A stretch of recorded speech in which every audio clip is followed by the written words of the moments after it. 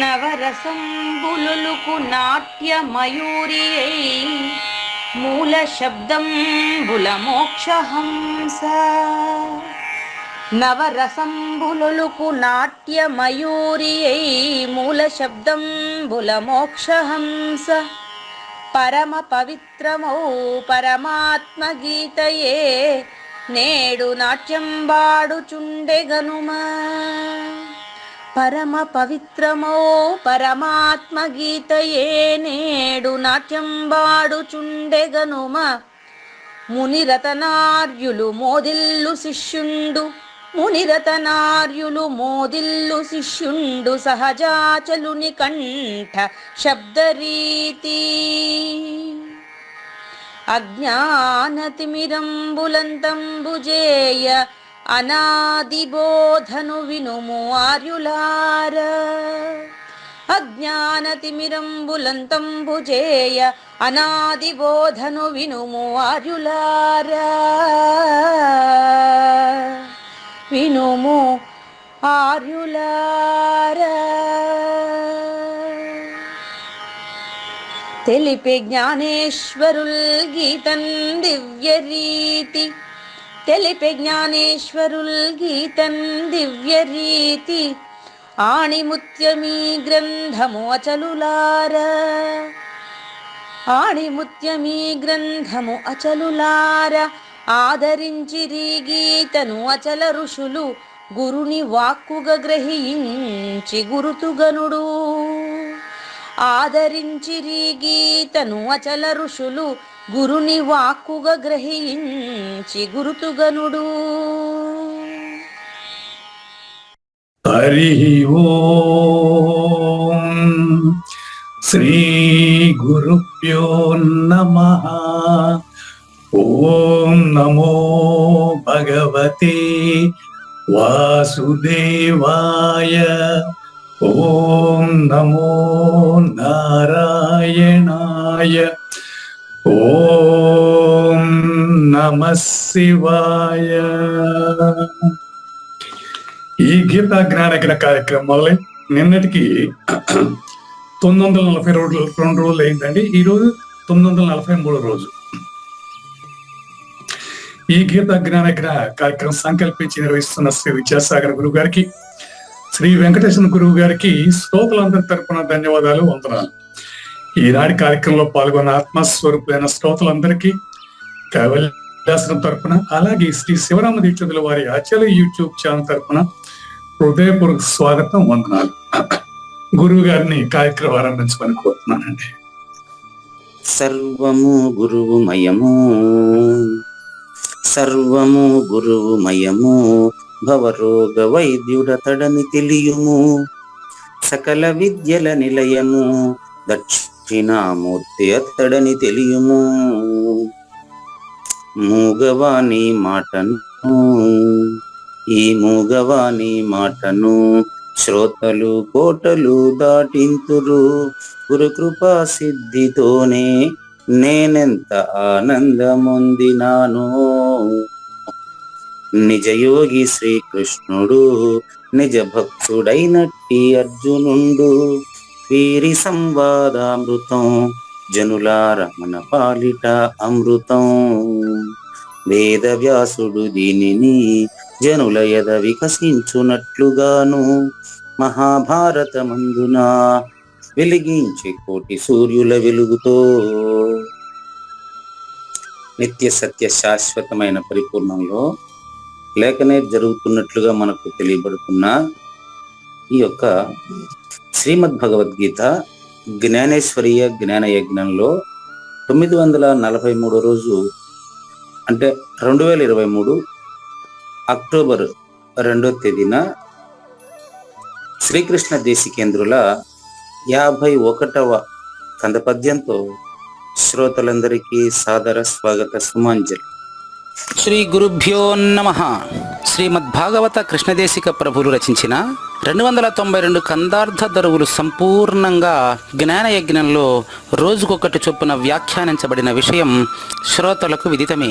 ఈ కందార్థ దరువులను రచించిన 19 సంవత్సరాల వరకు అవి ముద్రణకు నోచుకోలేదని, వాటిలోని నిగూఢ భావాలను మరింత స్పష్టం చేస్తూ రచయిత క్షరాక్షరోపాధి ద్వయదోషరహిత పరమతత్వ కందములు 261 రచించారని, తదుపరి సద్గురు శుభాశీస్సులతో ఈ రెండూ కలిపి ఒకే పుస్తకంగా ముద్రించారని పెద్దలు చెప్పగా విన్నాం. పుస్తకం ఇప్పుడు మన భక్తులతో చాలా మంది దగ్గర ఉంది. ఈ కందపద్యాలు భగవద్గీతకు ఉత్తర గీత వలె సద్గురు భక్తులకు కందార్థ దరువులలోని ఎన్నో సమస్యలకు సమాధానమై విలసిల్లుతోంది. ఎంతో ఉపయోగకరమైనటువంటి ఈ కందపద్యాలను రోజుకు ఒక్కొక్కటి చొప్పున వివరించాలని అడిగిన ప్రత్యక్ష శ్రోతల కోరిక మేరకు జ్ఞానయజ్ఞంలో శ్రీకృష్ణ పరమాత్మ సందేశానికి ముందే ప్రతిరోజు కృష్ణ ప్రభువుల దర్శనం మహద్భాగ్యంగా భావిస్తూ ముందుకు వెళదామా? జ్ఞాన కర్మ స్వరూపముగా నిబయల్నదుగు చూచి కలకాలము ఈ జ్ఞాన కర్మ స్వరూపంబో నిన్ను నీవిరిగి మృష నీవని వినవోయి. మృష అంటే అబద్ధము అని అర్థం. మృష అంటే అబద్ధం. ఎవరు అబద్ధము అంటే మూలము లేకనే గుర్తిరుగుతున్న శరీరం అబద్ధం అని. ద్వాదశితో ప్రారంభం అంటే ఒకరోజు షోడశితో ప్రారంభిస్తున్నారు, ఒకరోజు ద్వాదశితో ప్రారంభిస్తున్నారు, వరుసగా మార్చి. జ్ఞాన కర్మ స్వరూపము కాని బయలు అంటే పరిపూర్ణం అండి. జ్ఞానము అక్షరము, కర్మ క్షరము. సరిపోయిందా? చూడండి, జ్ఞానము అక్షరము, ఓకే. కర్మ క్షరము. కర్మ అంటే యాక్షన్ కదా. అవును, యాక్షన్ లెస్ అవేర్నెస్ ఈజ్ జ్ఞానము. అవునండి. యాక్షన్ లెస్ అవేర్నెస్ జ్ఞానము, అదే యాక్షన్ లోకి వస్తే కర్మ. అవును. ఇది ఈ క్షరము అక్షర రూపంలో ఉండేది ఏదైతే అవుతుందో అది ఏమవుతుందంటే ద్వయం అవుతుందండి. పూజారి వెంకటేశ్వర ద్వయము, కావూరు నాగేశ్వర ప్రసాద్ ద్వయం అండి. ద్వయమే కదా ఇది. అవునవును, అవును. ఏదైతే సరిగ్గా 6 గంటలకు మీరు చెప్పదలుచుకున్నటువంటి మాటలు మీ మనసులో ఉండేటప్పుడు దాన్ని జ్ఞానం అంటాను. మీరు ఈరోజు మనం ఓం నమ శివాయ, ఓం నమో నారాయణాయ అని పలకబడేటువంటి మాటలు మీ మనసులో ఉండేటప్పుడు దాన్ని జ్ఞానము అంటాము, దాన్ని అక్షరము అంటాము. అది యాక్షన్ లెస్ కానీ యాక్షన్ ఉంది కదా గురుగారు. ఇప్పుడు పరాపక్ష అంటే మధ్యమ వైఖరిలో యాక్షన్ ఉందిగా. నిజమే, అదే చెప్తున్నా కదా. పరావాక్కుగా ఉంది కదా. చూపిస్తాను, యాక్షన్ లెస్ గా కూడా దాన్ని చూపిస్తాను. మీరు మళ్ళీ యాక్షన్ లోకి వచ్చి ఆలోచిస్తున్నారు, అర్థమైంది. మీరు నిద్ర లేక ముందు అప్పుడు చెప్పండి. నేను నిద్ర లేక ముందు, నిద్ర లేయక ముందు, ఈ రోజు మీరు ఉదయం నిద్ర లేయక ముందు, నిద్ర లేక ముందు అది యాక్షన్ లెస్. అక్కడ ఉంది అది. అంటే ఈ 4 కాకుండా అది శూన్యంలో ఉంటుంది ఆ పలుకులు. ఉంటాయి, అది జ్ఞానము. ఓకే, అది జ్ఞానము. మీరు జ్ఞాతగా వచ్చిన తర్వాత మీరు పలకడం కర్మ. పలకడం కర్మ, అంతే కదా. చలనాత్మకం కర్మ. ఈ 2 ఒకటే. ఈ 2 బయలు కాదు, ఈ 2 పరిపూర్ణం కాదు. అదే మాట, ఈ జ్ఞాన కర్మ స్వరూపము కాని బయల్ అన్నా. ఇది 51వ కందపద్యం కదా. ఇదే 2వ కందపద్యం ఇదే ఉండదు చూడండి. మాటలే నట్టి బయలు అంటే కూడా ఇదే కదా. మాట అంటే ఓంకారము, మాట అంటే జ్ఞానము, మాట అంటే కర్మం అని అక్కడ చెప్పుండా. ఇప్పుడు జ్ఞాన కర్మ స్వరూపము కాని బయల్ అదిగో చూచి అంటాడు కదా. మాట లేనట్టి బయలున మాట కలిగిననుట వినుట మాయగదయ్యా. ఇదే భావం అక్కడ కూడా చెప్పింది కూడా. కాబట్టి జ్ఞాన కర్మ స్వరూపం ఏదైతే ఉందో అది కానిది పరిపూర్ణము. ఉమ్, అక్షర అక్షర విలక్షణము పరిపూర్ణము. ఉమ్, అందుకనే మనకు టైటిల్లో 8వ అధ్యాయం టైటిల్కి ఏం చెప్పారంటే, ఉమ్, 8వ అధ్యాయం టైటిల్ ఏం చెప్పారు మనకంటే, ఉమ్, అక్షర పరబ్రహ్మయోగము అంటాడు. ఉమ్, అంటే మీరు ఏమైనా క్షరము అక్షరముల్లో అక్షరం అనుకుంటారేమోనని, ఉమ్, క్షరము అక్షరము కానటువంటి పరిపూర్ణాన్ని స్పష్టంగా కంటి ముందరనే తెలియచేసేటటువంటి యోగము గనుక ఉమ్, దీన్ని అక్షర పరబ్రహ్మ యోగము అంటారు. టైటిల్ అది చూపిస్తున్నాడు ఆయన మార్కర్ పెట్టి చూపిస్తున్నాడు చూడండి ఉమ్, మొబైల్లో. ఉమ్, ఉమ్, 8వ అధ్యాయానికి పేరు పెట్టారు. ఉమ్, ఏమనంటే, మీరు మామూలుగా ఇప్పుడు చెప్పింది నేను జ్ఞానము కర్మము గురించి చెప్పాను. ఉమ్, నేను చెప్పకుండా ఉండేది ఏదో, నేను చెప్పలేనిది ఏదో అదే పరిపూర్ణం. ఉమ్, నా దగ్గర పలకబడేదానికి అవకాశం లేకుండా ఉండేది ఏదో అదే పరిపూర్ణం, ఉమ్, అదే బయలు. ఉమ్, కాబట్టి దాన్ని చెప్పేదానికి నా నోట మాట రాదు కాబట్టి నీ రూపు నీ నా చెప్పను నా నోట మాట రాదు అని ముగించారు గాయత్రి గారు. ఉమ్, అట్లా నా దగ్గర చెప్పేదానికి వీలు లేకుండా ఉండేదాన్ని చెప్పాలి కదా, చెప్పకపోతే మీకు ఎలా తెలుస్తుంది? ఉమ్, ఉమ్, కాబట్టి మాట లేనట్టి బయలున అని 2వ కంద పద్యంలోను, ఉమ్, జ్ఞాన కర్మ స్వరూపము కాని బయలు అని 51లో కూడా అదే మాట్లాడుతున్నారు. ఆ, ఎప్పుడైతే దాన్ని మీరు చూశారో, ఉమ్, అదుగో చూసి అంటున్నారండి. ఉమ్, అదుగో చూసి అనేది కందార్థ దరువుల్లో కూడా వాడారు వారు. ఉమ్, నాకు అక్కడ ఎక్స్ప్లెయిన్ చేయడం కూడా ఇప్పటికీ గుర్తు. ఉమ్, ఈ గుర్తు పరిపూర్ణంలో లేదు. ఉమ్, తిప్పి దాని గురించి మనం మాట్లాడుకోవడమే తప్ప ఈ మాట ద్వారా అది తెలియబడదు. ఉమ్, మాట్లాడి మాట్లాడి మాటే ఊరుకోవాలా.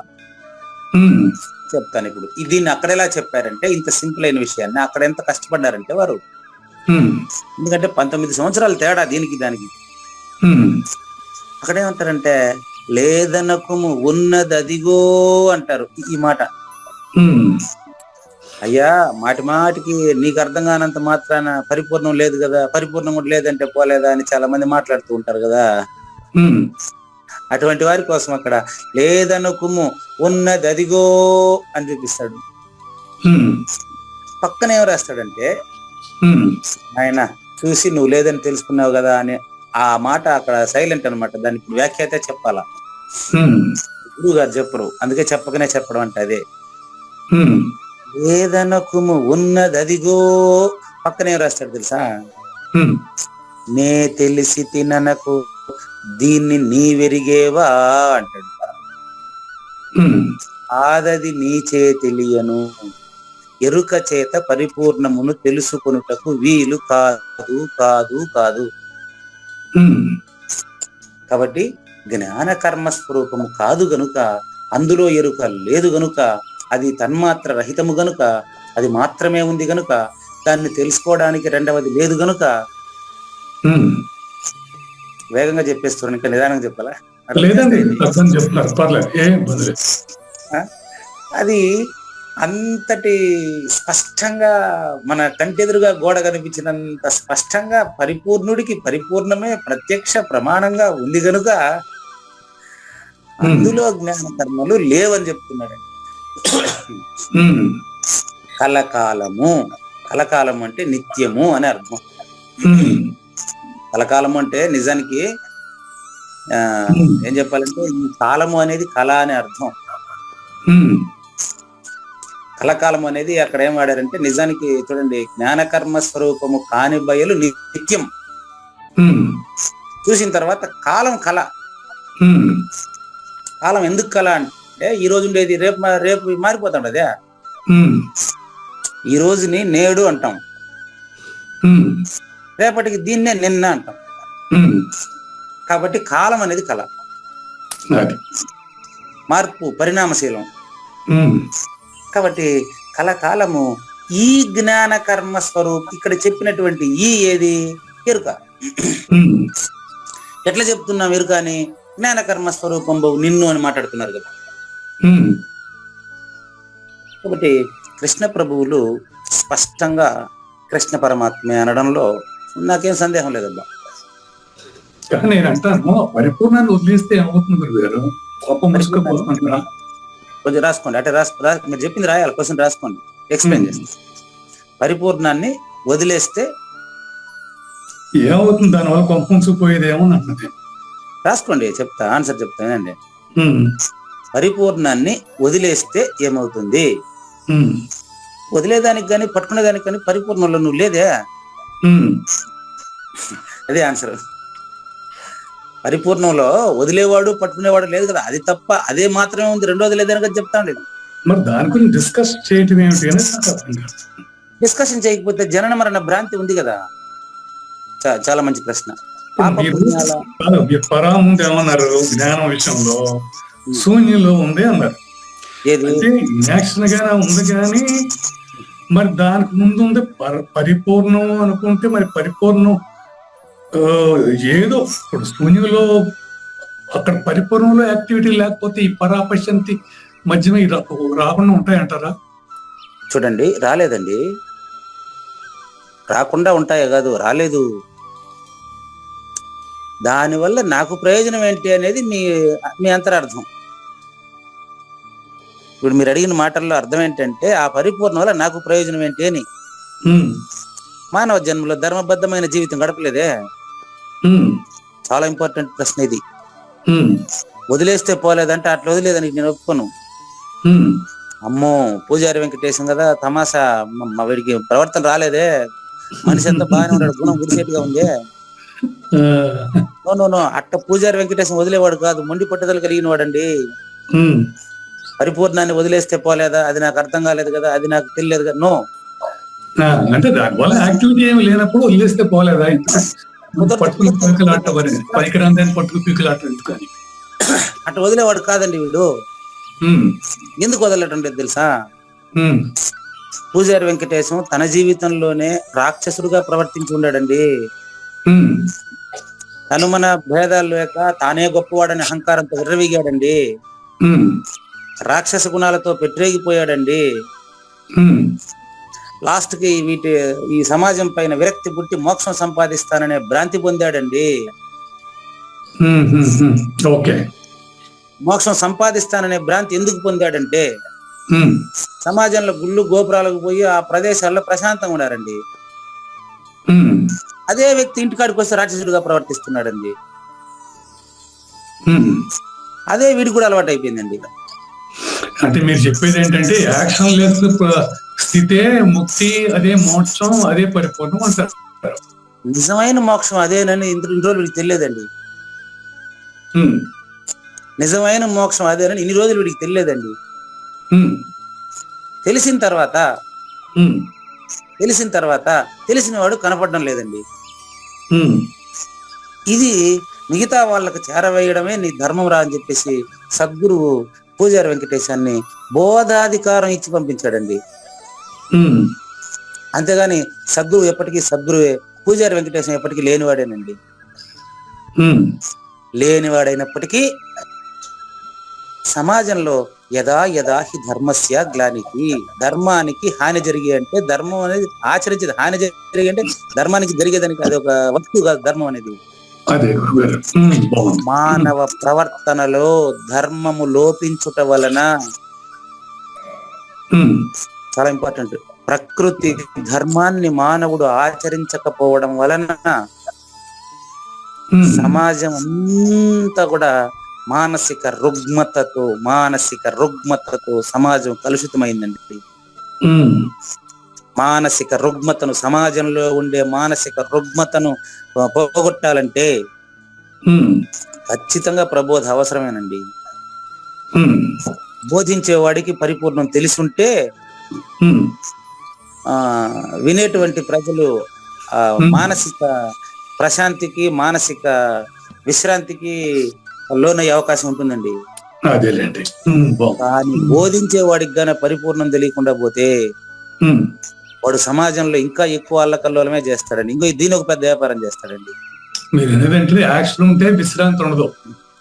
మరి అందుకనే అందుకే యాక్షన్లెస్ గా ఉంటే పరిపూర్ణ స్థితి అలా ఉండాలని మీరు చెప్తారు. పరిపూర్ణ స్థితిలో ఉండేవాడు మాత్రమే పరిపూర్ణాన్ని అపరోక్షం చేయించి మిగతా వాళ్ళను కూడా పరిపూర్ణులుగా ప్రభావితం చేయగలడండి. ఉమ్, వాడు పరుసవేదిగా ఉన్నప్పుడు ఇనుము బంగారం అవుతుందనే దాంట్లో డౌటే లేదు. ఉమ్, కాబట్టి జ్ఞాన యజ్ఞ ప్రత్యక్ష శ్రోతలంతా ఒక్కొక్క సద్గురువుగా నా మీద ప్రభావం చూపిస్తున్నారండి.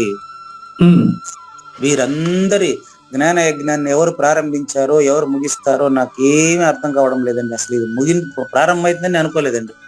ఉమ్, ఇప్పుడే ఓపెన్ చేసి చూస్తే ఉమ్, ఒక్కొక్క ఎపిసోడ్ ని కొంతమంది తిప్పి తిప్పి అదే విని ప్రభావితం చెంది ఉండేవాళ్ళు, మెసేజ్లు వస్తూ ఉండేవాళ్ళు ఒకసారి చూస్తూ ఉంటే ఉమ్, సమాజంలో దానికదే ఏమంటారు, ఇప్పుడు శరీరంలో రోగం వస్తే కొద్ది రోజులు పోతే రోగం అదే పోతుంది. అంతేలేండి.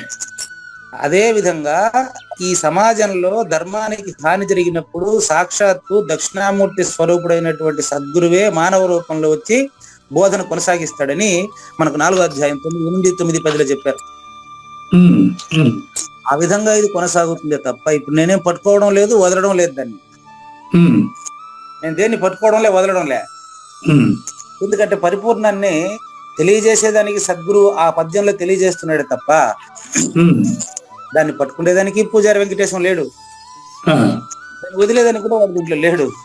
ఉమ్, కాబట్టి జ్ఞాన కర్మములు కానటువంటి బయలును చూసినప్పుడు తెలుస్తుంది ఏమనంటే సమస్త చలనములకు ఆధారంగా ఉండేటువంటి ప్రాణము అది కాదు, ఉమ్, కర్మ అది కాదు. ఉమ్, ఈ ప్రాణమునకు కర్మకు సంబంధపడకుండా స్పష్టంగా అంతటా నిండి నిబిడీకృతమై ఉండేటువంటి ఎప్పుడు ఉండేటువంటి ఆ యొక్క పరిపూర్ణాన్ని ఉమ్, జ్ఞాన కర్మ స్వరూపమైనటువంటి నేను ఆ, అంటే నువ్వు, ఉమ్, పూజారి వెంకటేశం జ్ఞాన కర్మ స్వరూపమేనండి. ఉమ్, పరిపూర్ణం జ్ఞాన కర్మం కానిదండి. ఉమ్, అంటే జ్ఞాన కర్మ ఏమన్నాడు పద్యంలో మనకు, జ్ఞాన కర్మ స్వరూపము కాని బయలు అంటాడు. ఉమ్, కాబట్టి జ్ఞాన కర్మ స్వరూపం కానిది అంటే ద్వంద్వాతీతం పరిపూర్ణము, ద్వంద్వము నేను అని. ఇప్పుడు యాక్షన్ లెస్ స్థితికి వెళ్ళాలన్నా కూడా మనకి జ్ఞానం ఉండాల్సిందే. వెరీ గుడ్, వెరీ అనుమానమే లేదు. యాక్షన్లెస్ స్థితికి వెళ్ళాలంటే జ్ఞానం ఉండాలి, కరెక్ట్ ఉమ్, ఉంది కదా. మానవ జన్మలోనే కదా జ్ఞానం, మిగతా జన్మల్లో జ్ఞానం పనికిరాదు కదా, పని రావట్లేదు కదా. ఆ, అవును. మానవ జన్మ వచ్చేసింది కదా. అంటే ఈ జ్ఞానం పరిపూర్ణానికి ప్రతినిధి అనాలా మనం? ప్రతినిధి కాదు, వినండి. జ్ఞానము మానవ జన్మలో జ్ఞానం వచ్చేసింది కదా, ఉమ్, సమాజంలో ధర్మంగా ప్రవర్తించవచ్చు కదా. ఉమ్, అవునండి. సమాజంలో ధర్మ ప్రవర్తన కనిపిస్తా ఉంది లేదు. మరి సమాజంలో ధర్మ ప్రవర్తన వాడు అలవాటు చేయాలంటే చెప్పేటోడికి ధర్మం అధర్మం మాత్రం తెలిస్తే సరిపోదు. ఉమ్, ధర్మానికి అతీతమైనటువంటి ధర్మ్యము యాక్షన్ లెస్ అవేర్నెస్ గా ఉండి మరి అందరి దగ్గర తన బోధ చేత మనిషిని పవిత్రం చేయగలిగేటువంటి, పునీతం చేయగలిగేటటువంటి ఆ యొక్క సుగుణం ఏదైతే ఉందో అది పరిపూర్ణాన్ని అపరోక్షం చేసుకుంటేనే, అస్పర్శ యోగం అలవడితేనే వస్తుంది తప్ప లేకపోతే రాదు. ఉమ్, అందుకని ఈ జ్ఞాన కర్మము రెండు స్వరూపాలుగా అయి ఉండేటువంటి, ద్వంద్వ స్వరూపంగా ఉండేటువంటి పూజారి వెంకటేశం నుంచే ద్వంద్వాతీతమైనటువంటి అచల పరిపూర్ణుడు సద్గురుమూర్తి వచ్చి బోధిస్తున్నాడు. ఉమ్, అది వీడికి సంబంధం లేని వ్యవహారం. అది. ఈ విషయాన్ని నీవు ఎరిగి, అయ్యా నీవు కూడా అంటే కావూరి నాగేశ్వర ప్రసాద్ అనేది అబద్ధమని తెలిసి ఉమ్, అక్కడ పూజారి వెంకటేశాన్ని ప్రశ్నించి ఆయన కూడా గురువేనని తెలిస్తే, ఉమ్, అది స్వతసిద్ధమని తెలిస్తే ఉమ్, మీలో నుంచి ఆశువుగా ఇక్కడ నేను ప్రారంభించిన తర్వాతనే దానికి సంబంధించిన ప్రశ్న మొదలవుతుంది. మీరు కూడా నేను క్లాస్ చెప్పకుండా పోయి ప్రశ్నించండి చూద్దాం. చేయలేం. కాబట్టి యాక్షన్ వల్ల డౌట్ వస్తుంది. కాబట్టి ఈ డిస్కషన్ లో ఈ పూజారి వెంకటేశం గాని ఈ యొక్క కావూరి నాగేశ్వర ప్రసాద్ గాని రెండు అబద్ధపు గుర్తులే. ఉమ్, ఈ మృష అంటే అబద్ధం అని అర్థం అండి.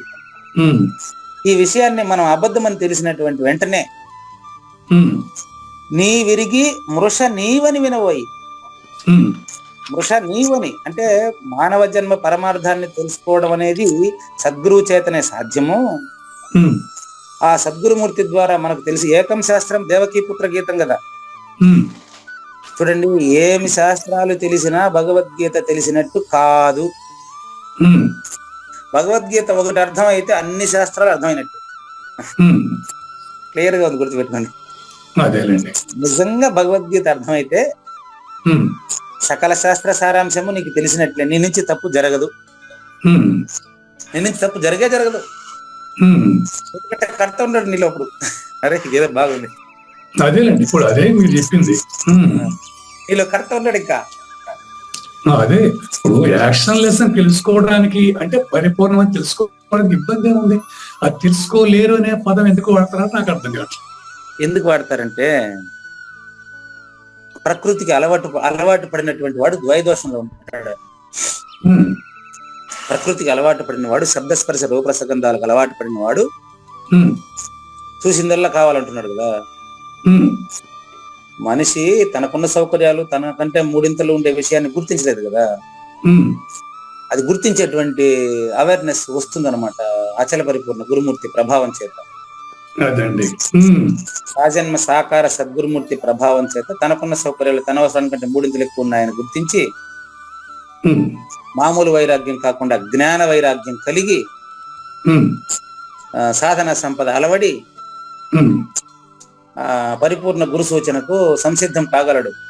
ఉమ్, ఎప్పుడో ఒకప్పుడు జీవితంలో నిజ గురువు మనకు సాజన్మ సాకార సద్గురుమూర్తిగా వచ్చి తారసపడి సూచన చేసేస్తారు. అంతేలేండి. అది మానవోపాధికి వచ్చినందుకు ఈ గురుధర్మంలో ఇన్నాళ్ళు మనం ఈ గురుధర్మంలో ఇన్నాళ్ళు మనం చేస్తున్నటువంటి సాధనకి అదే ఫలితం అని తెలుసుకోవాలి.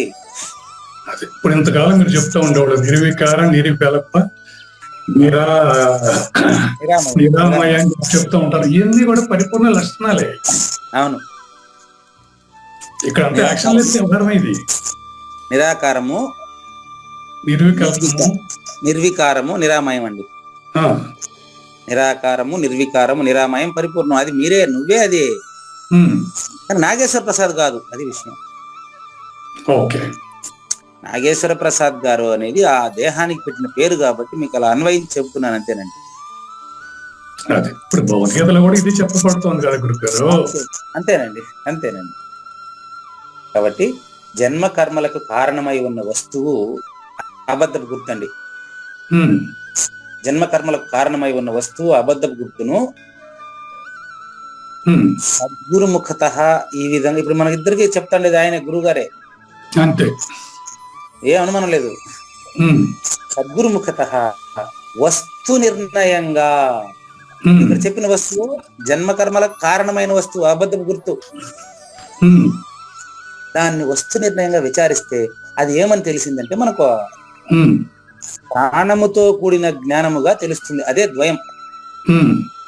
ప్రాణముతో కూడినటువంటి జ్ఞానం, ప్రాణరహిత జ్ఞానం పరిపూర్ణం అండి.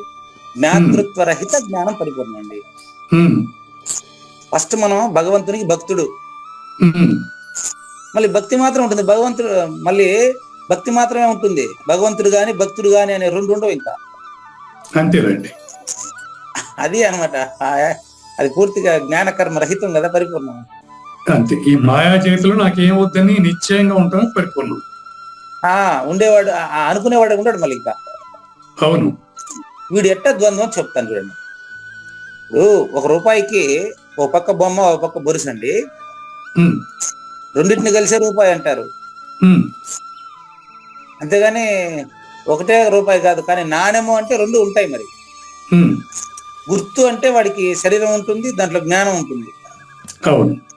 శరీరము జ్ఞానము అబద్ధపు గుర్తుగా గుర్తెరుగుతున్న సమయంలోనే మరి గుర్తుగా అన్నటువంటి గుర్తులేనటువంటి అంతటా నిండి నివిడీకృతమై ఉన్న పరిపూర్ణాన్ని సూచన అయిపోతే ద్వంద్వ రహితం అది.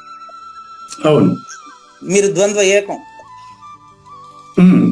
నేను కూడా ఏకైక ద్వంద్వం. అంతేలేండి. మిమ్మల్ని గుర్తించే నేను ఏకైక ద్వంద్వము, నన్ను గుర్తించే మీరు కూడా ద్వంద్వైకమే. ఇవి ఒకదానికొకటి ఏమైతుందంటే పరస్పర పూరకాలు. నా సందేహాన్ని మీరు పూరిచేస్తున్నారు, నాకు రాని డౌట్ అంతా మీకు వచ్చేస్తా ఉంది. ఉమ్, మీకు వచ్చే డౌట్ కంతా నా నుంచి సమాధానం వచ్చేస్తున్నాడు. ఉమ్, అది మీ నుంచి డౌట్కే నా నుంచి సమాధానం వచ్చింది. దీన్ని బట్టి రెండింటికి మీరే ఆ కారణం. ఆ, కాబట్టి ఈ పరస్పర పూరకాలని వస్తు నిర్ణయంగా తెలుసుకుంటే ఉమ్, ఆ తెలుసుకున్నటువంటి వారికి మాత్రమే స్పష్టంగా తాను లేనని ఉన్న పరిపూర్ణమే ఉందని తెలుస్తుంది. అందరికీ తెలియడం లేదు, ఉమ్, కానీ అంతటా ఉండేది పరిపూర్ణమే. ఉమ్, ఈ రెండింటితో సంబంధపడక వేరై ఉన్నది అచల పరిపూర్ణము. అది పూజారి వెంకటేశానికి సంబంధం లేదు, కావూరు నాగేశ్వర ప్రసాద్కి సంబంధం లేదు, జ్ఞానయజ్ఞ ప్రత్యక్ష శ్రోతలు ఎవరికి సంబంధం లేదు, కానీ అంతా అదే అయి ఉంది. ఉమ్, ఎందుకంటే సంబంధం అనే మాట వస్తే బంధము, సంబంధము అంటే రెండవది ఉంటేనే కదా సంబంధం. అవును.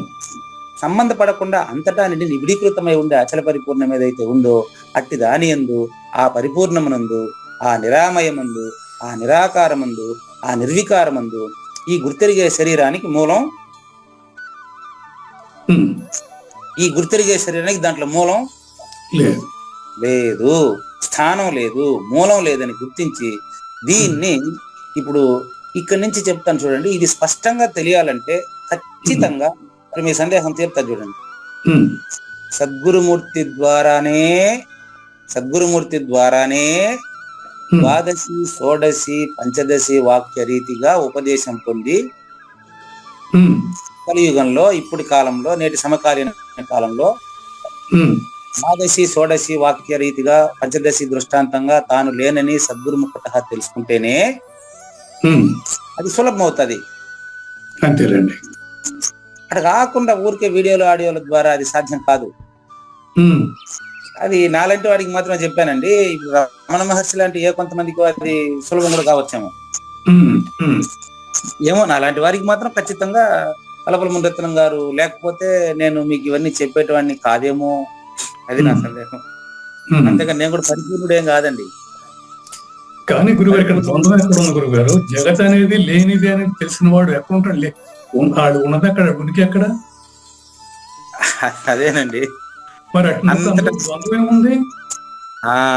అప్పుడు ఇప్పుడు మీరు చెప్పిండేది ఉనికి ఎక్కడ అంటే అంతటా ఏదైతే ఉందో అది తెలిసిన వాడు ప్రత్యేకంగా ఉండడం, అంతటా తనే ఉంటాడు, రెండవది లేదు. కాబట్టి వాడు సమాజంలో సమస్యలకు లోనుగాడు, ఎవరిని ఇబ్బంది పెట్టడు, ఎవరికి ఇబ్బంది కలిగించడు, తాను ఇబ్బంది పడడు కదా. యా. అలా జీవించడం కోసమే పరిపూర్ణ పద్ధత. కాబట్టి రచయితకు ధన్యవాదాలు తెలియజేస్తూ 52వ పద్యాన్ని తర్వాత ఎపిసోడ్ లో చూద్దాము. జ్ఞాన యజ్ఞం 2వ భాగంలో అది తెలుసుకోకుండా ఉండే వాళ్ళ గతి ఏంటి, ఇది తెలుసుకోకుండా ఉండేవారు అంటే పరిపూర్ణాన్ని తెలుసుకోకపోతే నాకు నష్టం ఏంటి అని అడిగారు మీరు. అదే వ్యక్తికి నష్టం ఏంటో చెప్తారు చూడండి. ఇప్పుడు ఆకలిచే వ్యాకులత చెంది ఆ అన్నానికి ఆశపడినట్టు వచ్చేయండి, జ్ఞానేశ్వర భగవద్గీతకు వచ్చేయండి, పేజీ నెంబర్ 28, 943 రోజు జ్ఞానయజ్ఞం 2వ భాగం. ఇంకా 3 రోజుల్లో పూర్తి అవుతుందండి. ఈ రోజు కాక 3 రోజుల్లో అధ్యాయం అయిపోతుందండి. ఇప్పుడు ఆకలిచే వ్యాకులత చెందేవాడు తిండి మీదనే ధ్యాస ఉంటది, కోరిక మీద కోరికల పైన వ్యామోహం ఉండేవాడు ఆ కోరే వస్తువుల మీదనే ఉంటాడు. వాడు జ్ఞానకర్మ స్వరూపుడు. వాడికి పరిపూర్ణం ఎట్ట రుచిస్తుంది? కనిపించే వస్తువుల మీదనే ఉన్నాడు వాడు. ఇవాడు ఎట్టాడు అంటే నిన్ను చూసినాం మనం. కుక్క ఆకలి చేత వ్యాకులం చెంది ఇంటింటి నాలుగు బయటకు వేసుకొని తిరుక్కుంటా ఉంది ఆకలికి. దానికి ఒక ఇంట్లో మాంసాహారం తినేసి ఆ మాంసపు ఎముకలు బయటపడేస్తారు. ఆ మాంసపు ఎముకలు బయటపడేసి ఈ కుక్క పోయి దాన్ని ఎత్తి నోట్లో పట్టని కొరుకుతుంది, ఆకలి కాబట్టి. అది కొరికినప్పుడు దాని చిగురులో నుంచి రక్తం వస్తుంది. ఆహా, మాంసం ఎంత రుచిగా ఉంది అంటది అది. ఇటువంటి జన్మలంతా కూడా జీవిస్తా ఉండ, ఏం చేయమంటారు చెప్పండి. కాబట్టి గుర్తుపెట్టుకోండి, అచల పరిపూర్ణ సద్గురువుని చేరి జన్మరాహిత్యాన్ని చెంది ధర్మంగా నడుచుకోకపోతే,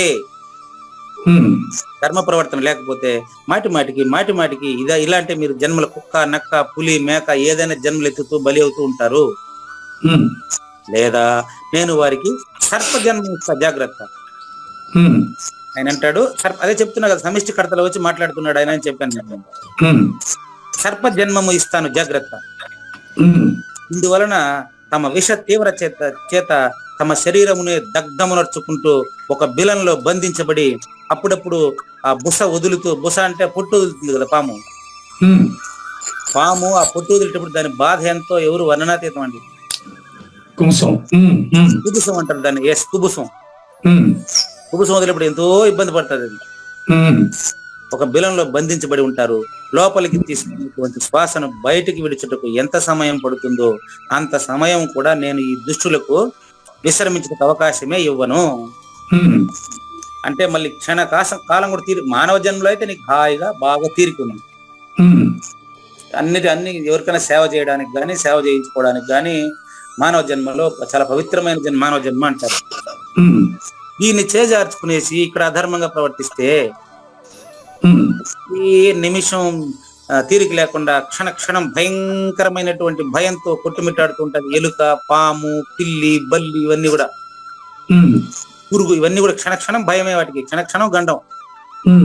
చిన్న చేప పెద్ద చేప ఎప్పుడు మింగేస్తుందో సముద్రంలో తెలియదు. చిన్న చేపను పెద్ద చేప, దాని చేపను ఇంకొకటి వలేసి ఎప్పుడు పట్టుకుని పోతాడో తెలియదు జాలరి. మేకలో మేపుతా ఉంటాడు వాడు, ఎప్పుడు అమ్మేస్తాడో కాసాయి వాడికి తెలియదు. ఇన్ని కూడా జన్మలే కదా, జాగ్రత్త. ఇటువంటి జన్మలంతా వస్తాయి మీకు, జాగ్రత్త. ఎంత టైం ఉంటుంది మీకు అంటే చూడండి, ఒక శ్వాస తీసుకుని వదిలేంత టైం కూడా ఇవ్వను మీకు. కోట్ల కొలది కల్పముల వరకు. కల్పము అంటే సృష్టి అంతం అండి. కల్పము అంటే ఇప్పుడు కలియుగం నుంచి మళ్ళీ త్రేతాయుగం వస్తుంది, ఇది కాదండి. కలియుగము, ద్వాపరయుగము, త్రేతాయుగము, కృతయుగము 4 కలిస్తే ఒక మహాయుగం అంటారండి. ఇటువంటివి 71 కలిస్తే ఇంకేదో అంటారు. అటువంటివి ఇట్లా చాలా కాలం గడిచినప్పుడు మొత్తం 432 కోట్ల సంవత్సరాలను కలిపి కల్పం అంటారు. అప్పుడు మొత్తం సృష్టి మొత్తం కూడా భూమి నీటికి, నీళ్లు అగ్నికి, అది ఎట్లా పెట్టండి వస్తాం. భూమి నీటికి, నీళ్లు అగ్నికి, అగ్ని గాలికి, గాలి ఆకాశానికి లయమయ్యి సృష్టి లేకుండా పోతుంది చూడండి. తర్వాత వచ్చే సృష్టిలో కూడా మిమ్మల్ని ఇదే విధంగా జంతువులుగా, కీటకాలుగా, క్రిములుగా పుట్టిస్తాను, జాగ్రత్త. అంటే పుట్టించడం అంటే దాని తన సంస్కారం ప్రకారం అది వస్తుంది అంతే, ఒకడు పుట్టించేది ఏమి లే. ఇది ఒక హెచ్చరిక అంతే. దయచేసి ఆయన అంత మాట్లాడతాడా కృష్ణ పరమాత్మ అని అనుకోని అవసరం లే. దానికి ఎగ్జాంపుల్ చెప్తాను ఇప్పుడు మీకు. ఈ నేరం చేస్తే ఈ శిక్ష ఉంటుంది అని చెప్తారు, కానీ ఆ నేరానికి ఆ శిక్ష అనుభవించేదానికి ఆ చెప్పినోడు కర్త అవుతాడా? నేరానికి శిక్ష అనుభవిస్తున్నటువంటి ఖైదీకి ఆ లాయర్ గాని, ఆ శిక్ష వేసిన వాడు గాని కర్త అవుతాడా? అట్లా ప్రబోధిస్తారు గురువు, అంతే. గుర్తుపెట్టుకోండి, ఆయన బోధిస్తున్నాడు కదా, ఆయన కూడా కర్త అనుకోబాకండి. కాబట్టి ఇప్పుడు జడ్జి తీర్పిస్తాడు, ఆయన ఉద్యోగం అది, అంతే. అంతేగాని ఇక్కడ నేరం అనుభవిస్తున్న ఖైదీకి అరెస్ట్ చేసిన పోలీసు కర్త కాదు, జైల్లో పెట్టినటువంటి పోలీసు కర్త కాదు, శిక్ష ఉరి తీసేటువంటి వాడు ఆ సెంట్రీ కూడా కర్త కాదు అతని సావుకి. కాబట్టి ఎవరి కర్మ వారిదే. కాబట్టి ఈ ఉపదేశాన్ని అదే ఆయన సమిష్టి కర్తలకు వచ్చి మాట్లాడినట్టు మనకు తెలుస్తుంది, అంతే. ఎవరి కర్మ వారిదే, అది ఎవరు కర్తలు కాదు, అది కాదు కాదు కాదు. అందుకని ఎంత కాలమైనా క్రిమికీటకాదులుగా, పశుపక్షాదులుగా పుట్టిస్తాను, జాగ్రత్త. అంటే ఆయన ఏమైనా కర్త అనుకోబోతారని చెప్పాను. ఈ ఆసురీ ప్రజలు అంతమునకు పోవలసిన స్థితిలో వారికి ఇది మొదటి మజిలీ. చూడండి, ఆసురీ గుణాలు ఒక్కసారి శరీరంలో అవలంబిస్తే ఎన్ని జన్మలకైనా అది వాసన పోదన్నమాట. కాబట్టి ఈ మజిలీ దాటిన తరువాత ఎట్టుంటదో చెప్తాను చూడు. ఇంతకంటే భయంకరమైన దుఃఖాలు వాళ్ళు ఎట్లు అనుభవిస్తారో ఒక్కసారి వినండి. నెక్స్ట్ కానీ శ్రీ భగవాన్ ఉవాచ. శ్రీ భగవాన్ ఉవాచ. ఏ శ్లోకం గురువు గారు ఇది? 20 నాకు ట్రాక్ పోయింది. ఓకే అండి. ఆసురీం యోని మా పన్నా మూఢా జన్మని జన్మని మూఢా జన్మని జన్మని మాం అప్రాప్యైవ కౌంతేయ మాం అప్రాప్యైవ కౌంతేయ అతో యాంతి అధమాం గతిం. తతో యాంత్య అధమాం గతిం. యాంతి అంటే పొందుతారు. ఏం పొందుతారు? అధమ గతిని పొందుతారు. పొందుతారు. అదే విధంగా చేస్తాం చూడండి. ఆసురి యోనిం. యోని అంటే మీకు తెలుసు, యోని అంటే అవునండి. జన్మద్వారము అని అర్థం అండి. అవును. జన్మద్వారము అని అర్థం యోని అంటే. ఆసురి యోనిం ఆపన్న మూఢ జన్మని జన్మని మాం అప్రాప్యైవ కౌంతేయ తతో యాంతి అధమాం గతిం. తతః అధమాం గతిం యాంతి. అంతకంటే మూఢంగా చీమలు, బల్లులు, క్రిములు, కీటకాలు, దోమలు, ఈగలు ఎన్ని జన్మలో నీకు తెలియదు. నాకు పడేస్తా అంతే. ఎట్లంటే చూడండి, ఓ కావూరి నాగేశ్వర ప్రసాద్ గారు ఇంతకు ముందు శ్లోకంలో తాన్ అంటే ద్విషత అని ప్రయోగించారు. పూరితమైనటువంటి ద్వయభావము కలిగినటువంటి వీరిని అని. ఇక్కడ మూఢాహ అంటున్నారు. ఈ మూర్ఖులు ఎప్పటికైనా గురువుని చేరే వీలు ఉందా? మీరే చెప్పండి. ఈ మూర్ఖులు ఎప్పటికైనా గురువుని చేరే అవకాశం ఉందా? నా మాట వినిపిస్తుంది కదండి? ఓకే, వారు మ్యూట్ అయినట్టున్నారు. లేదండి. ఓకే, లేదు. Right right. మూఢాహ అంటే ఈ మూఢులు గురువుని చేరేటువంటి అవకాశమే లేదండి. నేను ఒక ఆయన ఫోన్ చేశాడు. ఎంత ట్రాన్సాక్షన్ చేస్తారో, ఎన్నో వందల కోట్లు ట్రాన్సాక్షన్ చేస్తారు ఆ వ్యక్తి. 100 కోట్లు అంటే ఇప్పుడు ఎంత 77 కోట్లు ఒక ప్రాపర్టీ కొన్నాడు, 90 కోట్లు ప్రాపర్టీ కొన్నాడు, ట్రాన్సాక్షన్ చేస్తున్నాడు పాపం. కానీ ఆయన నిన్న ఫోన్ చేశారండి. సార్ ఎక్కడున్నారు మీరు? త్రినేత్ర పిరమిడ్, పుత్తూరులో త్రినేత్ర పిరమిడ్ లో హాయిగా ధ్యానం చేస్తున్నానండి అని చెప్పి. ఆయన ఏమన్నారు తెలుసా? సార్ మేము కూడా అన్ని ముగించుకుని మీలాగా వచ్చి హాయిగా ప్రశాంతంగా ఉండాలని మాకు కూడా ఉంది సార్. అంటే చూడండి, అంటే ఆయన కూడా ఉంది కానీ రాలేడు. ఇప్పుడు రాలేడు. ఎందుకు తెలుసా? ట్రాన్సాక్షన్స్ అంతా ఉన్నాయి కదా, తలకాయలు తిరుగుతాడాయి కదా అవన్నీ. దీన్ని ఎవరికి అమ్మాలా, దాన్ని ఎవరికి అమ్మాలా, దీన్ని ఎవరికి ఇదంతా ఉంటది కదా. కాబట్టి ఈ చూడండి, వీళ్ళకి ఎంత ఉన్నప్పటికీ కూడా అంటే వీళ్ళకి కూడా గమ్యం అదే కదా. మానవ జన్మ వచ్చిన తర్వాత పరమార్థం ఖచ్చితంగా కనిపిస్తానే ఉంటుంది కంటి ముందర, కానీ రాలేరు. వీళ్ళు అప్రాప్య అంటే పొందలేదు చూడు. అప్పుడు అంతే, ఆ మాటకు మాత్రం అంతే. ఇది నేను పలానా చోట ఉన్నాను ప్రశాంతంగా అని చెప్తే ఆ విధంగా ప్రశాంతంగా మేము కూడా ఉండాలి. ఇప్పుడు ఆయన లేడని అర్థమే కదా. ఏం డౌటా మీకు? అంతే కదా. అంటే నేను కూడా మీలాగా ఉండాలని ఉందండి అంటే ఇప్పుడు లేదనే కదా.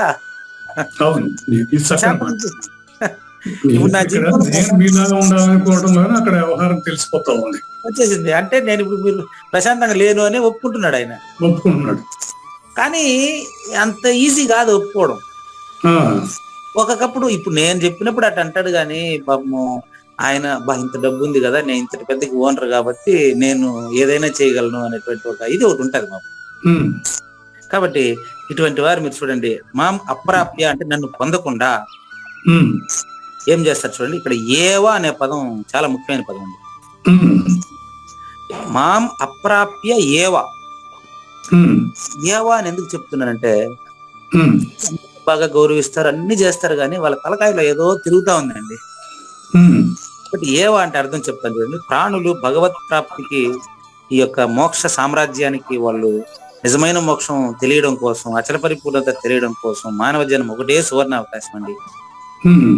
ఏం చేయమంటారు? అజ్ఞానులైన వాళ్ళు లభించిన మానవ జన్మను జార విడుచుకొని అనవసరంగా ఆయుష్ అంతా పోగొట్టుకొని, ఆయుష్ అంతా ఊరికే వృధా చేసేసి తపన పడుతూ మానవ జన్మ చేజార్చుకుంటే ఏవా అనేదానికి ఇదే అర్థం అండి. ఏవా అంటే కేవలం మానవ జన్మలో మాత్రమే పొందాల్సిన విషయాన్ని పొందకుండా వీళ్ళ దాని జన్మ జార విడుచుకుంటే ఉమ్, ఏం చేస్తారంటే జన్మని జన్మని జన్మని పక్కన పక్కన రెండు పెట్టాడు చూడు, మొదట్లో ఏంటో జన్మని జన్మని అని. ఉమ్, జన్మని జన్మని అంటే పాపం ఇంకా వచ్చేటువంటి ఎన్నో జన్మలకు కూడా వాళ్ళు ముక్తి పొందే అవకాశం లేదే, నన్ను ఏం చేయమంటారండి. ఉమ్, అంటే రాబోయేటువంటి వందల జన్మలను వాడు ఇప్పుడు సిద్ధం చేసుకుంటున్నాడే. అది మొన్న చివరి జన్మ మానవ జన్మ స్పష్టంగా కనిపిస్తా ఉంది కదా బాబు. ఉమ్, నన్న జంతువునాం నరజన్మ దుర్లభం. ఉమ్, మానవ జన్మ చాలా అరుదుగా వస్తుందని అన్ని పురాణాలు, మొత్తం వేదాలు, శాస్త్రాలు, పురాణాలు ఘోషిస్తుంటే ఉమ్, వచ్చిన మానవ జన్మను పరమార్థానికి, స్వాధ్యాయానికి, అభ్యసనానికి, వేద పఠనానికి, జ్ఞానానికి, ధ్యానానికి, సాధనకి, సాధన సంపద పోగు చేసుకోవడానికి, గురువును చేరడానికి, విచారించడానికి ఉపయోగించకపోతే ఉమ్, నాయనా నీకు చూడు, నన్ను ఏం చేయమంటావు చెప్పు. ఆసురీం యోనిం, ఉమ్, స్టార్టింగ్ పదం, ఉమ్, శ్లోకంలో స్టార్టింగ్ పదం ఏది చూసుకోండి. ఆసురీం యోనిం అంటే ఈ రాక్షస యోనిని, అంటే జన్మ ద్వారాన్ని, గర్భాన్ని, ఉమ్, ఈ రాక్షస జన్మల యొక్క గర్భాన్ని నువ్వు పొందుతున్నావే, నన్ను ఏం చేయమంటావు నాన్న. ఉమ్, నీ కోరికల ప్రకారమే కదా జన్మ వచ్చింది. ఉమ్. జైలు ఎందుకు వచ్చిందంటే నువ్వు చేసిన నేరానికి వచ్చిందా, నేను చేసిన నేరానికి వచ్చిందా జైలా? ఎవడో నేరం చేస్తే వాడికి జైలు. అట్ట ఎవడు నేరం చేసిన వాడికి జైలు వచ్చింది, ఎవరేం చేయాలా? ఉమ్, కాబట్టి ఆపన్నాహ అంటే పొందినవాడై. ఉమ్, ఏం పొందినవాడు? ఆసురీం యోనిం ఆపన్న. ఉమ్, ఆసురీం యోనిం ఆపన్న, రాక్షస జన్మ యోనిని పొందినటువంటి వాడై. ఉమ్, ఇంకా చూసుకోండి, తతః దానికంటే ఉమ్, అధమాం గతిం యాంతి.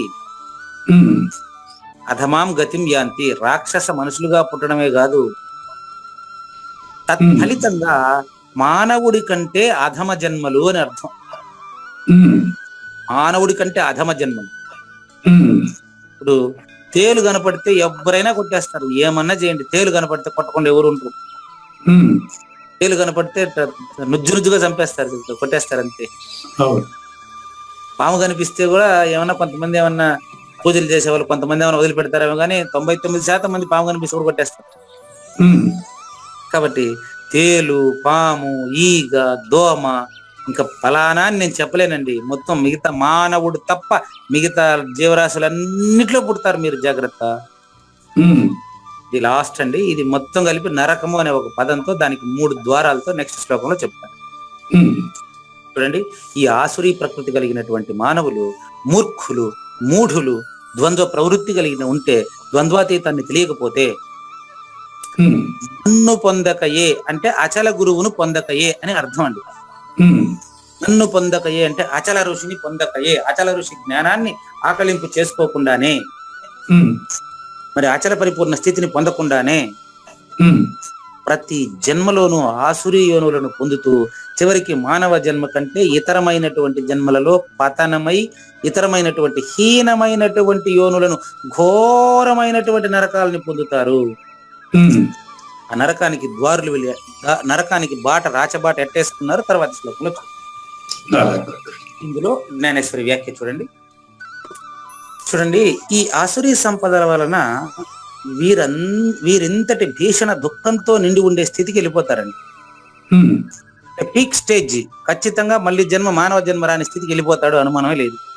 అది ఉమ్, మళ్ళీ వీడికి మానవ జన్మ వస్తుందనే గ్యారెంటీ లేదు. లేదు. ఎందుకంటే ప్రూఫ్ చెప్పేదా అంటే, ఎగ్జాంపుల్ పెద్దలు చెప్పింది చెప్తాను, నాకేం తెలియదండి. అవును. ప్రూఫ్ చెప్తాను ఇప్పుడు మీకు. ఉమ్, అంటే తిరిగి మానవ జన్మ వచ్చిన వాళ్ళ ప్రూఫ్ చెప్తా, రాని వాళ్ళు నాకు తెలియదు. ఉమ్, రమణ మహర్షిని అడిగితే ఆయన చెప్తాడు, ఉమ్, అయ్యా మీ గురువు ఎవరు అంటే ఆయన అంటాడు, ఉమ్, నాకు గురువు శిష్యుడు ఏంది నాయన, ఉమ్, నేను పోయిన జన్మలోనే అన్ని సాధనలన్నీ కంప్లీట్ చేశాను బాబు, ఉమ్, నాకు గురువు లేడు, శిష్యుడు లేదు. ఉమ్, మరి గురువు శిష్యుడు లేకుండా ఎట్టండి, ఉండేది ఉంది, లేనిది లేదు. ఉమ్, మరి దాన్ని తెలుసుకోవాలంటే నేను ఎవరు అని ముందు చెక్ చేసుకుని రాపోయా. ఉమ్, నాకు గురువు ఎవడు మళ్ళీ అడుగుదు, ఉమ్, ముందు నువ్వెవరో చెక్ చేసుకుని రాపో. అది. రమణ మహర్షి సూత్రం ఇదేనండి. ఉమ్, నన్ను ఎవరిని అడుగుతావేమో, ఉమ్, నేను పోయిన జన్మలో యోగ భ్రష్టుడిని. కొంతమందికి చెప్పినట్టుగా సూర్యనాగమ లేఖల్లో ఉందండి ఈ విషయం. ఉమ్, సూర్యనాగమ్మ లెక్కలో ఈ విషయం ఉంది. నేను ఇంతకు ముందు జన్మలో సాధన సంపద కలిగి గురువుని ఆశ్రయించి లేనిది లేనే లేదని, ఉండేది ఉందని స్పష్టంగా తెలుసుకునే ప్రయత్నంలో నేను యోగ భ్రష్టుడిని. ఇది నాకు అద్భుతమైనటువంటి మానవ జన్మ వచ్చేసింది. కాబట్టి ఈ జన్మలో నాకు గురువు ఎవరు అని అడగబాకండి, శిష్యుడు ఎవరు అని అడగబాకండి. ఇప్పుడు చెప్పింది చాలా బాగుంది గురుగారు. ఇప్పుడు రమణ చెప్పిందంటో నువ్వెవరని నన్ను అడిగే బదులు నువ్వెవరో ముందర తెలుసుకో అనేది చాలా బాగా అన్నమాట. అంతేదా ఆడ సారాంశం. అంతే. అక్కడ ఆ ప్రయత్నం చేసినావంటే అప్పుడు వస్తాడు, బ్రహ్మం కోసం ఎదుగుతాడు. అప్పుడు వేమన ఎంటర్ అవుతాడు. ఇక్కడ చూడండి, అయ్యా నేను తెలుసుకున్నానండి, మూలం లేని గుర్తిరిగే శరీరాన్ని నేను మూలం లేని గుర్తిరిగే శరీరాన్ని నాకు మరి ఇదంతా ఎందులో లేదో దాన్ని కొంచెం చెప్పండి, ఎందులో లేదో చెప్పండి, ఎందులో లేదో దాన్ని కొంచెం చెప్పండి అని వస్తే అప్పుడు చెప్తాడు వేమన స్పష్టంగా. అంతా కాచి వడబోసాడు మొత్తం వేదాంతాన్ని. బ్రహ్మమనగా వేరే పరదేశమున లేదు, బ్రహ్మమనగా నువ్వే బట్ట బయలు, తానెరిగిన తానే పో బ్రహ్మంబు విశ్వద అభిరామ వినురవేమ. నేను నువ్వు లేదని తెలుసుకుంటే నువ్వేనయ్యా బ్రహ్మం, నువ్వేనా పరిపూర్ణుడు ఆయన తండ్రి, నువ్వే పరిపూర్ణుడియా. కాబట్టి ఇది పెట్టండి జ్ఞానేశ్వరి వాక్యం పెట్టండి. కానీ ఒకవేళ ఈ విధంగా నువ్వు గురువుని చేరి తెలుసుకోకపోతే చూసుకో నాయన, అటు పిమ్మట వ్యాఘ్రము అంటే పులి అండి, వ్యాఘ్రాది తామస యోనులలో కూడా వీరికి విశ్రమించేదానికి లభించేటువంటి అల్పమగు శరీర ఆధారము కూడా నేను తీసేస్తా, గుర్తుపెట్టు. రెస్ట్ తీసుకునేటువంటి ఉపాధులు కొన్ని ఉంటాయి, నో విశ్రాంతి లేని ఉపాధి ఇచ్చేస్తాను. అంతటా వారు శుద్ధ తమో రూపులైపోతారు. కంప్లీట్ గా వారు పొందే ఘోరమైనటువంటి తమోరూప కాటుకను వారు తాకినప్పటికీ ఆ కాటుక ఇంకా నల్లగా ఉంటది. కాటుకతో పూసుకుంది అనుకో, ఇంకో కాటుక తెచ్చి మీ దృష్టి తెల్లగా వచ్చేస్తుంది. అసలు మానవ జన్మ ఉపయోగించుకోవాలి అంటే ఉపయోగించుకోకుండా వదిలేసి ఇప్పుడు అవస్థ పడితే నేనేం చేసేది చెప్పు. కాటుకను తొలగించుకోవడానికి కాటుక ఉపయోగిస్తే అట్లా కాటుక ఇంకా నల్ల నగునంత ఘోరంగా ఉంటది, గుర్తుపెట్టుకో. ఇంకా రాగా రాగా రాగా రాగా పాపమునకు కూడా వారనిన అసహ్యము కలుగునంత అసహ్యులైపోతారు. జాగ్రత్త. నరకమునకు కూడా వారంటే భయం వచ్చేస్తుంది. స్వయంగా కష్టాలు కూడా వారిని చూసి భయపడిపోతాయి. అంటే వాళ్ళ యొక్క పరిస్థితిని ఘోరంగా చిత్రీకరించాడు అంతే. నేను ఎప్పుడు కూడా క్లాస్ లో వచ్చేస్తాయి కొన్ని, నేను ఊరికి ఎగ్జాంపుల్ చెప్తుంటా. క్లాస్ లో నిన్న పుత్తూరులో డిగ్రీ కాలేజీలో పాఠం చెప్తుంటే కొన్ని కోతులు లోపలికి వచ్చేసాయి. పాపం కిటికీల నుంచి కోతి పిల్లలంతా లోపలికి వచ్చేస్తాయి. ఇప్పుడు ఊరికే వీళ్ళకి చెప్పడం కోసం చెప్తాను, నాకు తెలుసు కాదండి. చూడండి, మానవ జన్మలో ఉండేటప్పుడు సద్గురుమూర్తిగా అప్పుడు ఎంత స్పష్టంగా చెప్తే అప్పుడు వినకుండా, ఇప్పుడు కోతి జన్మ వచ్చినాక ఇప్పుడు క్లాసులో దూరితే నేను చెప్పే పాఠం మీకు అర్థం కాదు, మీరు వెళ్ళండి ఫస్ట్ వీళ్ళు వినాలా అని చెప్పేది. అంటే మానవ జన్మ ఉండేటప్పుడు దాన్ని ఉపయోగించుకొని విని అర్థం చేసుకుని అవగాహన చేసుకుని పాటించే అవకాశం ఉంటది. కోతి జన్మ వచ్చినాక, కుక్క జన్మ వచ్చినాక, మేక జన్మ వచ్చినాక క్లాస్ రూమ్ లో దూరితే నేను చెప్పే పాఠం వాటికి అర్థమవుతుందా? అంటే అప్పుడన్నా పిల్లలు శ్రద్ధగా వింటారేమోనని. అట్లా స్వయంగా కష్టాలే వాళ్ళని చూసి భయపడిపోతాయి. భయానికే వాళ్ళంటే భయం. వాడు రావణాసురుడు చెప్తాడు, నేను భయపడ్డమా, భయానికే భయం పుట్టాలి నేనంటే అంటాడు. అంటే అంత భయంకరమైన వాడని అర్థం. వాడు ఒరే నాయన పరిపూర్ణ శాంతి బాబు కాదు, వాడికి భయం కూడా వణుకుతుందంట ఇది చూస్తే. అంత భయంకరమైన జన్మ కావాలంటాను, మరి ఏం చేద్దాం. ఎప్పుడు భయపడతానే ఉంటాడు, వేరే ఉద్యోగం. కాబట్టి తాపము కూడా వీడి చేత తప్పించబడుతుంది. ఇంకా ఆశ్చర్యం ఏంటంటే అన్నిటికంటే మురికైంది మలము అంటారు. వ్యర్థ పదార్థం మనిషి మలం. కానీ ఇతనికి పోలిక చేసేదానికి ఇంకేం దొరకలేదేం పాపం. లాస్ట్ చెప్పేస్తున్నాడు మరి కృష్ణ పరమాత్మ. చూడండి, మలము కూడా వారికి సంబంధం వలన మలినమైందంట. ఏం చేయమంటారు చెప్పండి. మలము కూడా వీరి సంబంధం వలన మలినం అవుతుందంట. ఏమండి, మలినమే విడుగు తగ్గింది కదండి, మళ్ళా వీడు కూడా అంటే వీడు దాంతో సమానం అని అర్థం అవడానికి ఏంటి. చూడండి ఎంత క్లారిటీ చూడండి. అంటే చూడు, పాపము కూడా వీడిని చూస్తే అసహించుకుంటదంట. ఎంత పద ప్రయోగాలు మన వల్ల అవుతుంది, జ్ఞానేశ్వరి వల్ల అవుతుంది. అంటే ఇతని వల్ల ఈ చెడు గుణాలు ఉండేటువంటి, అసుర గుణాలు ఉండేటువంటి చూస్తే పాపమే భయపడుతుంది, భయమే భయపడుతుంది, మలినమైపోతుంది, మలం కూడా మలినం అవుతుంది. అంటే మలం మలినం అయ్యేది ఏముందండి. వర్ణన అంటే జ్ఞానేశ్వరి వర్ణన, కవితాత్మకం. ఆయన కవి సమయం, జ్ఞానేశ్వరి కవి సమయం అది. చూడండి, మంగళం అమంగళం 2 రకాలు చెప్తారు. ఏమంటాడు దాన్ని, మళ్ళీ దానికి ఇంకొకటి చెప్తాడు. చూడండి, అమంగళం కూడా వీరిని అమంగళ రూపులుగా కలుస్తుందంట. వీడు దరిద్రం పట్టినోడు చూస్తే దరిద్ర దేవత కూడా పారిపోతుందంట. ఏం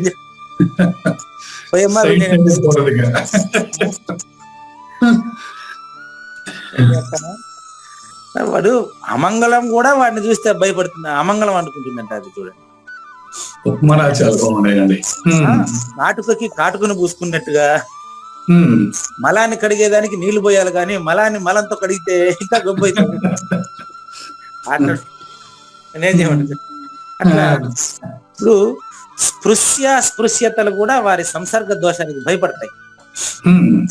చూడు, అస్పర్శ యోగం అలవాటు చేసుకునేటువంటి ప్రయత్నం చేయకపోతే ఇంత హీనమైనటువంటి పరిస్థితి వస్తుందని అర్థం.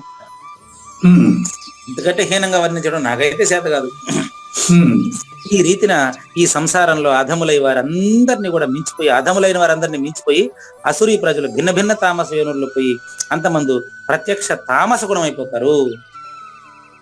ఈ మూర్ఖులు కూడా ఎట్టి నరకములు సాధించినారంటే చూడండి, దీని గురించి వర్ణించటలో వాణి కూడా వికలమగును. మాట కూడా రాదు, వీళ్ళు చెప్పేదానికి నోటి మాట రాదు. వీళ్ళ గురించి తిట్టేదానికి పదమే లేదు. మనస్సు భయపడి వెనక్కు మరలుతుంది. ఓహో, వీళ్ళకి కూడా ఇట్లా చెప్తుందా? ఇట్టి భయంకరమైన అధోగతి కలిగించే ఈ దుష్ట ఆసురీ సంపదను తమ వద్ద ఏ కారణము చే ఏకత్రితమనర్చుకుని ఉంటారో నాకు బోధపడదు, గాని వీళ్ళని చూస్తే చెప్పేదానికి మాటే రాదు.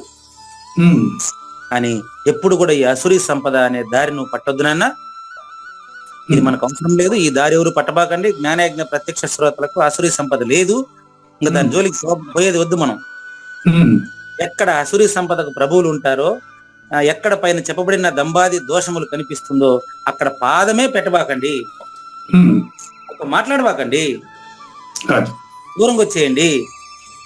ఎందుకంటే వాళ్ళు నరకానికి 3 రకాల రోడ్లు వేసుకున్నారు. నరకానికి 3 రకాల బాట రెడీగా వేసుకుని దాని మీద నడుస్తున్నారు వాళ్ళు.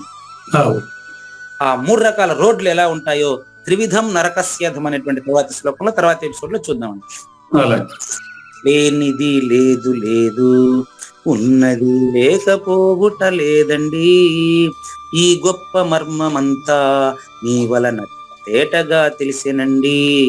ప్రతి జన్మమందు వీరు ఇంకను అధోగతి పాలగుదురు, నన్ను పొందుట వీరికి ఎప్పటికి వీలు కానే కాదయ్యా. మాటి మాటికి నరకము పొందుతూ పతనమైపోదురయ్యా. శ్రీకృష్ణుని పలుకును సూటిగా తలపల మునిరత్నమే, శ్రీమించిన భావమై సద్గురువు చెప్పకనే చెప్పేనండి. సద్గురాత్మ మంగళం అమ్మ కానండి. జయ మంగళం నిత్య శుభమంగళం, జయతు జయ మంగళం మహోత్సవ మంగళం. జయ మంగళం నిత్య శుభమంగళం, జయతు జయ మంగళం మహోత్సవ మంగళం. శ్రీమించున చలంబు సూచించినటువంటి దక్షిణామూర్తికి దండమిడుతూ, శ్రీమించున చలంబు సూచించినటువంటి దక్షిణామూర్తికి దండమిడుతూ, శ్రీ మహావిష్ణువు సూర్య భగవానుడు యాజ్ఞవల్కి జనక రాజ ఋషికి జయ మంగళం నిత్య శుభమంగళం, జయతు జయ మంగళం మహోత్సవ మంగళం. అయం వ్యర్థ బాహ్యకోపి నభవతి అనే సుఖయోగి సాందీపరుసుల వరుస. అయం వ్యర్థ బాహ్యకోపి నభవతి అనే సుఖయోగి సాందీపరుసుల వరుస. దీనినే శ్రీకృష్ణ పరమాత్మ వద్దనే ఎరిగరిగిన ఉద్ధవార్జునులకు. జయమంగళం నిత్య శుభమంగళం జయతు జయమంగళం మహోత్సవమంగళం. శ్రీ అల్లమా ప్రభు బసవేశ్వరుండును బ్రహ్మానంద రామానంద స్వామి. శ్రీ అల్లమా ప్రభు బసవేశ్వరుండును బ్రహ్మానంద రామానంద స్వామి. నవరసాలు లిఖించు నాట్యమయూరిగా గీతను మలచిన జ్ఞానేశ్వరులకు. జయమంగళం నిత్య శుభమంగళం జయతు జయమంగళం మహోత్సవమంగళం. కబీరు దాసుడు సహజానంద గురుడు రామావధూతయురాజితముగా. కబీరు దాసుడు సహజానంద గురుడు రామావధూతయురాజితముగా. అంబికా శివయోగి శ్రీవేమన నిరంజన వెంకయ్య తిరువెంగళార్యులకును. జయమంగళం నిత్య శుభమంగళం జయతు జయమంగళం మహోత్సవమంగళం. శ్రీ బృహద్వాశిష్ట సిద్ధాంతమును చేసి జనన మరణ భ్రాంతి జడుపు బాపి. శ్రీ బృహద్వాశిష్ట సిద్ధాంతమును చేసి జనన మరణ భ్రాంతి జడుపు బాపి.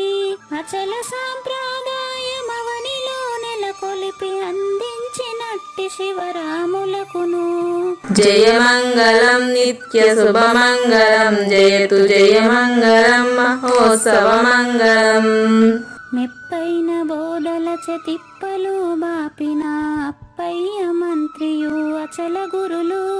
మెప్పైన బోధల తిప్పలు బాపిన అప్పయ్య మంత్రియు అచల గురులు. పరశురామ సీతారామ స్వామి ప్రభులు నరసింహయోగి గురువర్యులకును. జయమంగళం నిత్య శుభమంగళం జయతు జయమంగళం మహోత్సవమంగళం. కంద కందార్థముల నందించి బృందముకు రంది బాపిన కృష్ణ ప్రభువునకును. కంద కందార్థముల నందించి బృందముకు రంది బాపిన కృష్ణ ప్రభువునకును. పలుకులా కందనిది పరబయలు ఇది అని పలికిన ఫీల్కాన లక్ష్మణునకు. జయమంగళం నిత్య శుభమంగళం జయతు జయమంగళం మహోత్సవమంగళం. ఫీల్కాన లక్ష్మణుల ప్రియ శిష్యవర్యుండు అవధూతయని పేరావనియందు. ఫీల్కాన లక్ష్మణుల ప్రియ శిష్యవర్యుండు అవధూతయని పేరావనియందు. పాఠాలు నేర్పించి పీఠాలు ఏర్పరచి శంఖబాపిన వెంకటేశ్వర అవధూతకు. జయమంగళం నిత్య శుభమంగళం జయతు జయమంగళం మహోత్సవమంగళం. బట్టబయలున ఎరుక పుట్టనే లేదని బాలాజీ సింగు ఈ కీలు తెలిపే. బట్టబయలున ఎరుక పుట్టనే లేదని బాలాజీ సింగు ఈ కీలు తెలిపే. మూలమూలినట్టు ఎరుకేమి లేదని తెలియజెప్పిన మునిరత్నమార్యులకును. జయమంగళం నిత్య శుభమంగళం జయతు జయమంగళం మహోత్సవమంగళం. నరస్వప్నము వంటి సురస్వప్నమిది అని పరిపూర్ణ దర్శినిని ప్రకటపరచి. నరస్వప్నము వంటి సురస్వప్నమిది అని పరిపూర్ణ దర్శినిని ప్రకటపరచి. సహజాచల రాజయోగి సద్గురు కృపచే సాంప్రదాయక గురుల సరసనాజేరే. జయమంగళం నిత్య శుభమంగళం జయతు జయమంగళం మహోత్సవమంగళం. నిష్కల్మషానంద నిజ గురుని శిష్యుండు లింగమూర్తి లిపిని పొందుపరచి. నిష్కల్మషానంద నిజ గురుని శిష్యుండు లింగమూర్తి లిపిని పొందుపరచి. కార్వేటి నగరము పురవాసుడైనట్టి పూజారి వెంకటేశ్వర శునకంకితం విధి. జయమంగళం నిత్య శుభమంగళం జయతు జయమంగళం మహోత్సవమంగళం. జయమంగళం నిత్య శుభమంగళం జయతు జయమంగళం మహోత్సవమంగళం. జై సద్గురు ప్రభు మహారాజ్ కి జై. జై గురుదేవ్ అండి. శ్రోతలందరి తరపున వెంకటేశ్వర గురువు గారు ధన్యవాదాలు చెప్తూ శాంతి మంత్రం. పూర్ణమద పూర్ణమిదం పూర్ణముదచ్యతే పూర్ణస్య పూర్ణమాదాయ పూర్ణమేవావశిష్యతే. ఓం తత్సత్. ఓం శాంతి శాంతి శాంతి. హరి ఓం. న తద్భాసయతే సూర్యో న శశాంకో న పావకః యద్గత్వా న నివర్తంతే తద్ధామ పరమం మమ.